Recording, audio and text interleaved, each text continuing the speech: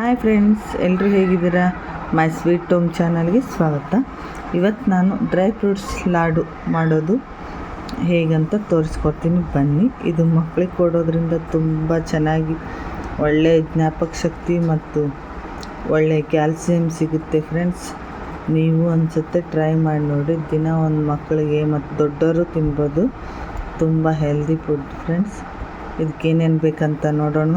Protein laddu ಮಾಡೋಕ್ಕೆ ನಾನಿಲ್ಲಿ 1 ಬಟ್ಲು ಬಿಳಿ ಎಳ್ಳು, 1 ಬಟ್ಲು ಕರಿ ಎಳ್ಳು, 1 ಜಾಮೂನ್ ಬಟ್ಲು ಗೋಡಂಬಿ ಮತ್ತು 1 ಬಟ್ಲು ಬಾದಾಮಿ, 1 ಬಟ್ಲು ಕೊಬ್ಬರಿ ತುರಿ, 1 ಬಟ್ಲು ಕಲ್ಲಂಗಡಿ ಬೀಜ, ಅರ್ಧ ಬಟ್ಲು ಗಸಗಸೆ, 1 5-6 ಏಲಕ್ಕಿ ಮತ್ತು ಇದೇ ಬಟ್ಲಲ್ಲೇ 2 ಬಟ್ಲಷ್ಟು ಶೇಂಗಾ ಬೀಜ ತೊಗೊಂಡಿದ್ದೀನಿ.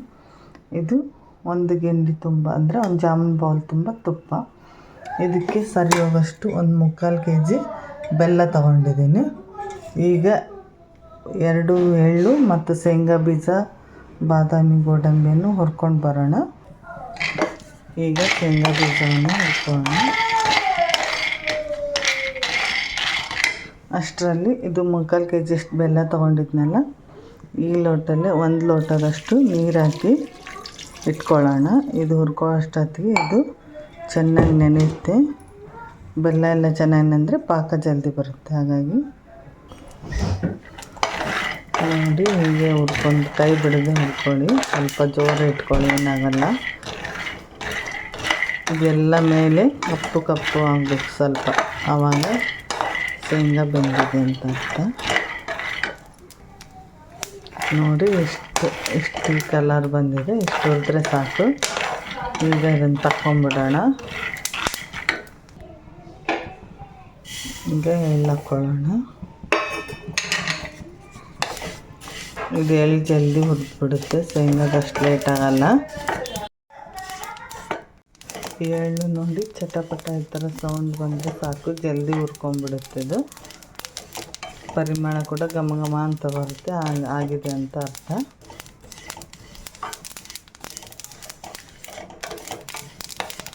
ಇದೇನು ಕಲರ್ ಏನು ಗೊತ್ತಾಗಲ್ಲ ಫ್ರೆಂಡ್ಸ್. ಹಾಗಾಗಿ ಸೌಂಡ್ ಈ ಥರ ಚಟ ಬಂತಂದರೆ ಹುರಿದಿದೆ ಅದ ಅಂತ ಅರ್ಥ. ತಕ್ಕೊಂಬಿಡೋಣ.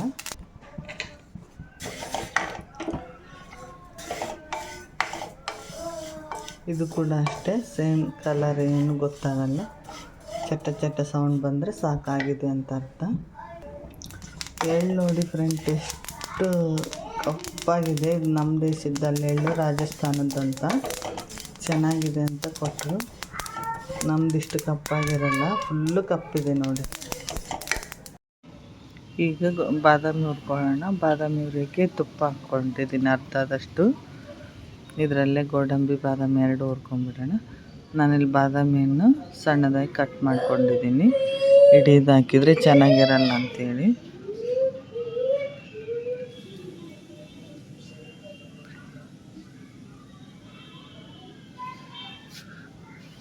ಬಾದಾಮಿ ಹಾಗೆ ಕೊಟ್ಟರೆ ಮಕ್ಕಳು ತಿನ್ನಲ್ಲ ಫ್ರೆಂಡ್ಸ್. ಹಾಗಾಗಿ ಈ ಥರ ಸೇರಿಸ್ಕೊಟ್ರೆ ತಿಂತಾರೆ. ಅದು ಸ್ವಲ್ಪ ಬಾದಾಮಿ ಬ್ರೌನ್ ಆದಮೇಲೆ ಅದ್ರ ಜೊತೆನೇ ಗೋಡಂಬಿ ಹಾಕ್ಕೊಂಡಿದ್ದೀನಿ. 2 ಸಣ್ಣದಾಗಿ ಕಟ್ ಮಾಡ್ಕೊಂಡಿದ್ದೀನಿ. ಇದು ಕಲ್ಲಂಗಡಿ ಬೀಜನೂ ಸೇರಿಸ್ಕೊತಾ ಇದ್ದೀನಿ. ಇದು ದಪ್ಪ ತಳ ಇರೋದು ತೊಗೊಂಡಿದ್ದೀನಿ ಫ್ರೆಂಡ್ಸ್. ಇದು ಕಡಾಯಿ, ಹಾಗಾಗಿ ಇದು ಫುಲ್ ಬಿಸಿ ಆದ ತಕ್ಷಣ ಆಫ್ ಮಾಡಿಕೊಂಡ್ರೆ ಅದೇ ಬಿಸಿಗೆ ಕೆಂಪಾಗುತ್ತೆ. ಹಾಗಾಗಿ ನಾನು ಇಲ್ಲಿ ಗ್ಯಾಸ್ ಆಫ್ ಮಾಡ್ಕೋತಾ ಇದ್ದೀನಿ. ಇದರಲ್ಲೇ ಬಿಡಬೇಕಲ್ಲ, ಅದನ್ನು ಪಾಕ ಬರೋವರೆಗೂ. ಹಾಗಾಗಿ ಆ ಕಡಾಯಿ ಬಿಸಿಗೆ ಬಿಸಿ ಆಗಿಬಿಡುತ್ತೆ. ಅದು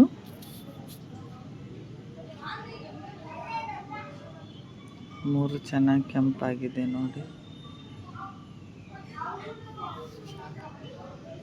ಇನ್ನು ಆರಷ್ಟೊತ್ತಿಗೆಲ್ಲ ಸ್ವಲ್ಪ ಇನ್ನೂ ಕಲರ್ ಬರುತ್ತೆ ಇದು. ಈ ಗಸಗಸೆ ಕೂಡ ಹಾಕ್ಕೊಂಡ್ಬಿಡೋಣ. ಇದೇ ಬಿಸಿಗೆ ಅದು ಕೂಡ ಹುರ್ಕೊಳ್ಳುತ್ತೆ.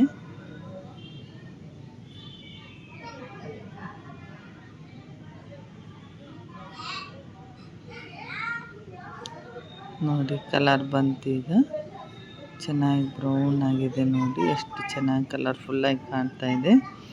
ಈಗ ಶೇಂಗಾ ಬೀಜ ಇವೆಲ್ಲವನ್ನು ಹುರಿದು ರೆಡಿ ಮಾಡಿ ಇಟ್ಕೊಂಡಿದ್ವಲ್ಲ, ಬೆಲ್ಲ ಕೂಡ ಕರಗ್ತಾ ಇದೆ. ಪಾಕಕ್ಕೆ ಇಟ್ಕೊಳ್ಳೋಣ. ಸ್ವಲ್ಪ ಹೊತ್ತು ಒಂದು 5 ನಿಮಿಷ ಕೈ ಆಡಿಸಿ ಚೆನ್ನಾಗಿ ಬೆಲ್ಲ ಎಲ್ಲ ಚೆನ್ನಾಗಿ ಕರಗಿತ್ತು ಫ್ರೆಂಡ್ಸ್. ಇದು ಆರ್ಗ್ಯಾನಿಕ್ ಬೆಲ್ಲ, ಹಾಗಾಗಿ ಕಪ್ಪು ಕಾಣುತ್ತೆ ನಿಮಗೆ. ಸ್ವಲ್ಪ ಎಲ್ಲ ಚೆನ್ನಾಗಿ ಕೈ ಆಡಿಸಿದ್ಮೇಲೆ ಸೋದಿಸ್ಕೊಳ್ಳೋಣ ಫ್ರೆಂಡ್ಸ್. ಕಸರು ಹಾಗಾಗಿ ಉಸುಗು ಇರುತ್ತೆ ಅಡೆಲೆ, ಸೋದಿಸ್ಕೊಂಡು ಮತ್ತೆ ಕುದಿಯಕ್ಕೆ ಇಟ್ಕೊಳ್ಳೋಣ. ಇದನ್ನ ಈಗೆಲ್ಲ ಕರಗಿದೆ ನೋಡಿ, ಸೋಸ್ಕೊಂಬರೋಣ.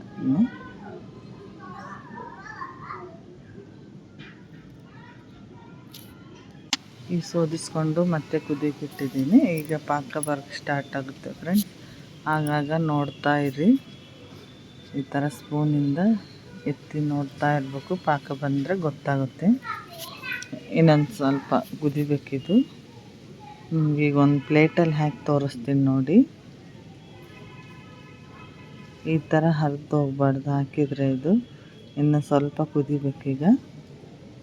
ಇದು ಉಂಡೆ ಆಗ್ಬೇಕು, ಆ ಥರ ಬರೋವರೆಗೂ ಸ್ವಲ್ಪ ಕುದಿಲಿ ಒಂದು 5 ನಿಮಿಷ. ಈಗ ಇನ್ನೊಂದು 5 ನಿಮಿಷ ಕುದ್ದಿದೆ. ಈಗ ಇನ್ನೊಂದು ಸತಿ ಹಾಕಿ ತೋರಿಸ್ತಾ ಇದ್ದೀನಿ ನೋಡಿ. ಈ ಥರ ಪ್ಲೇಟಲ್ಲಿ ನೀರಲ್ಲಿ ಹಾಕಿದಾಗ ಈ ಥರ ಉಂಡೆ ಆಗಬೇಕದು, ಆಗ ಬಂದಿದೆ ಪಾಕ ಕರೆಕ್ಟ್ ಅಂತ ಅರ್ಥ. ಈ ಥರ ನೋಡಿರಿ, ದುಂಡ್ಗೆ ಆಗ್ತಾಯಿದೆ ಇದರಲ್ಲಿ. ಅದು ಮೊದಲು ಹಾಕಿರೋದು ಹಾಗೆ ಇದೆ, ಇದು ಉಂಡೆ ಆಗ್ತಾಯಿದೆ ನೋಡಿ. ಈ ಥರ ಆದರೆ ಬಂದಿದೆ ಅಂತ ಅರ್ಥ.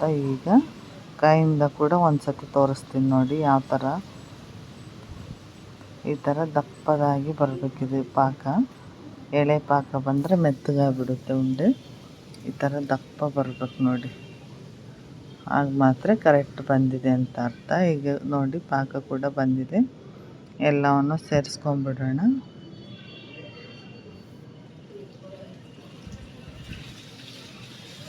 ಏಲಕ್ಕಿ ಪೌಡ್ರ್ ಹಾಕ್ಕೊಂಡು ಕಾಯಿಡಿಸ್ಕೊಳ್ಳೋಣ. ಇನ್ನೊಂದು ಸ್ವಲ್ಪ ತುಪ್ಪ ಕೂಡ ಹಾಕ್ಕೊಳ್ಳೋಣ. ಅರ್ಧ ಮಿಗಿಸಿದ್ವಲ್ಲ, ಅದು ಅರ್ಧ ಕೂಡ ಹಾಕ್ಕೊಂಡು ಚೆನ್ನಾಗಿ ಕಾಯಿಡಿಸ್ಕೊಂಡ್ಬಿಡೋಣ ಎಲ್ಲವನ್ನು.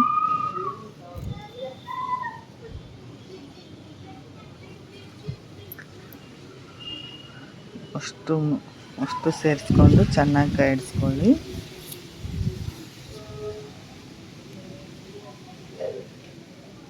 ಬಾದಾಮಿ ಎಲ್ಲ ಹುರ್ಕೊಂಡಿದ್ವಲ್ಲ, ಅದೆಲ್ಲ ಹಾಕಿದ್ಮೇಲೆ ಇದಕ್ಕೆಲ್ಲ ತುಪ್ಪ ಇರುತ್ತಲ್ಲ ಫ್ರೆಂಡ್ಸ್. ಈ ಕೊಬ್ಬರಿ ತುರಿ ತೊಗೊಂಡಿದ್ವಲ್ಲ, ಆ ಕೊಬ್ಬರಿ ತುರಿ ಇದಕ್ಕೆ ಹಾಕಿ ಚೆನ್ನಾಗಿ ಸವರ್ಕೊಂಡು ಹಾಕ್ಕೊಳ್ಳೋಣ.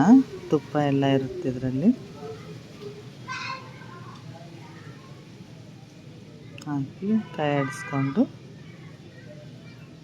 ಕೈಗೆ ತುಪ್ಪ ಅಥವಾ ನೀರು ಸವರ್ಕೊಂಡು ಉಂಡೆಗಳನ್ನು ಮಾಡ್ಕೊಳ್ಳೋಣ ಫ್ರೆಂಡ್ಸ್. ನೋಡಿ ಎಷ್ಟು ಚೆನ್ನಾಗಿ ಕಾಣ್ತಾಯಿದೆ, ಕಲರ್ಫುಲ್ಲಾಗಿ